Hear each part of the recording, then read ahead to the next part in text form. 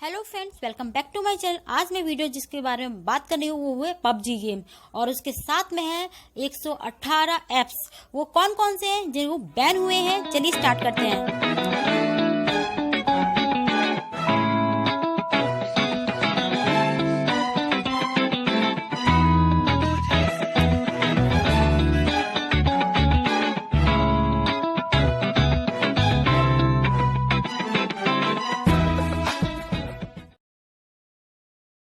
PUBG के त्योहार तो बहुत सारे हैं। पबजी की जो गेम्स वगैरह लोग बहुत ज्यादा खेलते हुए आ रहे हैं। पबजी के बारे में जो इंडिया में वेडनेसडे को, जो बुधवार के दिन, आज ही के दिन, जी हाँ आज ही के दिन गवर्नमेंट ने क्यों इसको बैन कर दिया, क्या कारण है, इन सारी बातों के बारे में हम डिटेल में पढ़ने वाले हैं और ये क्या हुआ और सब कुछ मैं आपको धीरे धीरे बताने वाली हूँ। पबजी इंडिया में बैन हो चुका है। हाँ जी, मैं एकदम सही बोल रही हूँ। पबजी इंडिया में पूरी तरीके से प्रतिबंधित कर दिया गया है। उसके साथ में 118 चीनी ऐप्स को बैन कर दिया गया है। भारत सरकार का ये तीसरा डिजिटल स्ट्राइक है। मतलब पहला स्ट्राइक ऑलरेडी ऐप बंद कर दिए गए थे, आपका टिकटॉक बंद हो गया था, उसके बाद में 59 चाइनीज ऐप भी बंद कर दिए गए थे। बट ये डिजिटल मार्केटिंग का, डिजिटल स्ट्राइक का चाइनीज के खिलाफ एक बेहतर आपको सरकार की तरफ से जितने भी चाइनीज ऐप है, 118 चाइनीज ऐप और साथ में पबजी को बैन कर दिया गया है। यह क्यों हुआ? क्योंकि यह आईटी द्वारा, सूचना प्रौद्योगिकी या इंफॉर्मेशन टेक्नोलॉजी द्वारा ने लिया फैसला है, क्योंकि ये राष्ट्रीय सुरक्षा को कर्ता के द्वारा दिया गया है। और यह इससे पहले 29 जून को आपने न्यूज में पढ़ा था कि भारत चीन के 47 ऐप्स को, टिकटॉक भी जिसमें शामिल था, उसको भी प्रतिबंधित कर दिया गया था, उसको भी बैन लगा दिया गया था। 28 जुलाई को फिर से डिजिटल स्ट्राइक हुई जिसके अंदर 59 ऐप्स को प्रतिबंधित किया गया। पहला हुआ था 29 जून को जो स्ट्राइक हुई थी, डिजिटल स्ट्राइक, मतलब कि जो जितने भी चाइनीज ऐप थे उनको बंद किया गया था। उसमें 47 ऐप शामिल थे और जो 28 जुलाई को हुआ था उसमें 59 ऐप्स को प्रतिबंधित किया गया था। उसके बाद में, जी हाँ, आज ही के दिन 2 सितंबर 2020 को जो एक पबजी को बैन कर दिया गया, साथ में 118 चाइनीज ऐप को भी बंद कर दिया गया। यह क्यों किया गया? सरकार के द्वारा फैसला ये क्यों लिया गया? क्योंकि भारत सरकार ने चीन के खिलाफ एक और डिजिटल स्ट्राइक की है, जो कि आईटी मंत्रालय ने या आईटी मिनिस्ट्री के थ्रू बुधवार को मोबाइल गेम पबजी समेत 118 मोबाइल एप्लीकेशन पे प्रतिबंधित लगा दिया गया है। चीन के मोबाइल ऐप्स पर भारत की ये तीसरी डिजिटल स्ट्राइक है।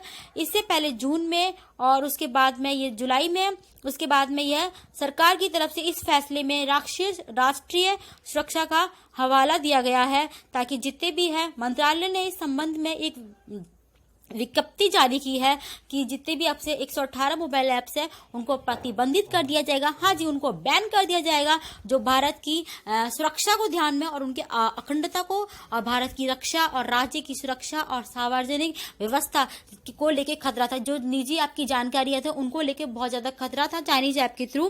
मंत्रालय ने कहा है कि उसके जितने भी विभिन्न सूत्र थे या उनसे कोई भी शिकायतें मिली है, उसमें कई ऐसी रिपोर्ट सामने आई है, उनसे पता चलता है कि जितने भी एंड्रॉइड और आईओएस है, इंटरनेट ऑपरेटिंग सिस्टम प्लेटफॉर्म पे उपलब्ध कई मोबाइल ऐप जो कि आपके जो यूजर्स का डेटा चुरा रहे थे। जी हाँ, जितने भी आपके मोबाइल्स में आपको देते थे चाइनीज ऐप, वो आपके बारे में सब कुछ डेटा चुरा रहे थे और भारत में से बाहर लोकेशंस पे अव्यवस्थित तरीके से भेज रहे थे। यदि आपका कोई डेटा खतरे में चला जाता है तो ये बहुत ही हो जाता है कि ये एप्लीकेशंस को बंद करना बहुत ही जरूरी था। इन एप्लीकेशन पे जब बैन लगा गया, उसके बारे में एक बार हम देख लेते हैं कि कौन कौन सी एप्लीकेशंस है जो 118 है। तो सबके बारे में मैं आपको एकदम से डिटेल्स तो नहीं बताऊंगी, कुछ का जो इम्पोर्टेंट, जो बहुत ज्यादा चल रही थी, मैं उनका नाम लूंगी। जो बैन की गई है उसकी लिस्ट में कई लोकप्रिय एप्लीकेशन शामिल थी, मतलब बहुत ज्यादा जो फेमस एप्लीकेशन थी उनको शामिल किया गया, जैसे कि लोकप्रिय गेम पबजी तो स्टूडेंट्स इतना खेलते थे, बच्चे आए दिन मोबाइल पे देखते रहते थे, इतना पबजी के लिए बैठे रहते थे, ना खाने का ना किसी चीज का।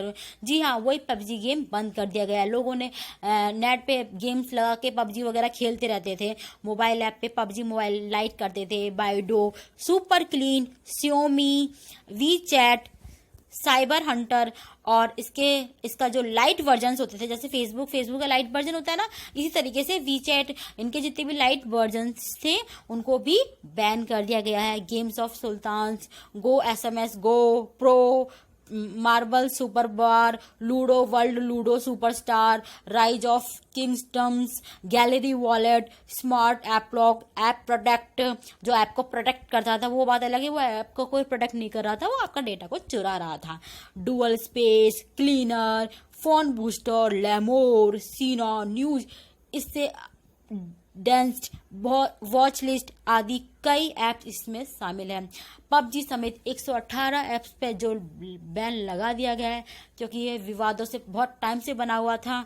इस ऐप्स में लगातार बढ़ रहा भारत और चीन के बीच जो सीमा पे जो वार चल रहा है, आज ही जो सीमा पे वार चल रहा है, उसी के तहत भारत और चीन के बीच में जो पिछले 3 महीनों से लगातार समय से चल रहा सीमा विवाद भी लगातार बढ़ता जा रहा है। भारत जहां शांतिपूर्ण तरीके से विवाद निपटाने के पक्ष में है, वहीं चीन महज बातें कर रहा है और उन्हें उकसाने के लिए कार्रवाइयों को अंजाम दे रहा है। हाल ही में पेंगोंग झील के पास दोनों देशों के बीच गलवा जैसी झड़प हुई।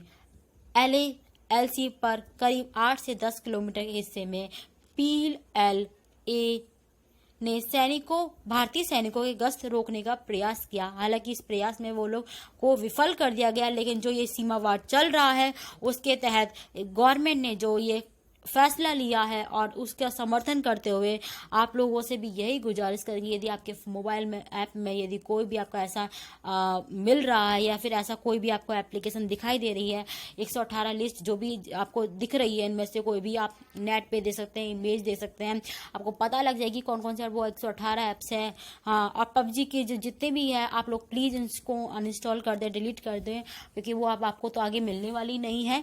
इस वजह से जो भारत और चीन के जो विवाद को कंटिन्यू जो बढ़ता चला जा रहा है, उसको जो प्रतिबंध लगाया गया है, जो उसको बैन किया गया है, उसके पक्ष में ये भारत सरकार की तरफ से बात सामने आई है और इस बात का पूरी तरह से समर्थन करते हुए हम भारतवासी इन बातों को पूरी पक्ष रखते हुए कि जितने भी ये चाइनीज ऐप्स हैं, क्योंकि जो विवाद में हमारे सैनिक जो वहां पे लड़ रहे हैं, तो उनके लिए हम इतना तो कर ही सकते हैं, जितने भी आपके चाइनीज ऐप है उनको तुरंत आपके मोबाइल से डिलीट कर दें।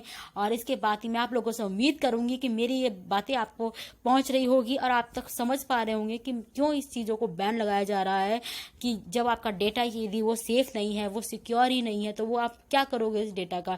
आप सोचते हो कि मैं ये ऐप से ये लॉक हो जाएगा, बट वो ऐप लॉक तो हो गया बस आपके मोबाइल तक, बट वो डेटा कहीं से कहीं और पहुंच जाता है और वो डेटा का किस तरह से मिसयूज किया जाता है उससे आप भली भांति परिचित हैं। मैं उसके बारे में ज़्यादा डिटेल में नहीं जानना चाहूँगी, लेकिन मैं बस आप लोगों से एक अनुरोध करते हुए बोलना चाहूँगी कि जितने भी आपके ये जो भारतीय ऐप हैं, उन भारतीय ऐपों को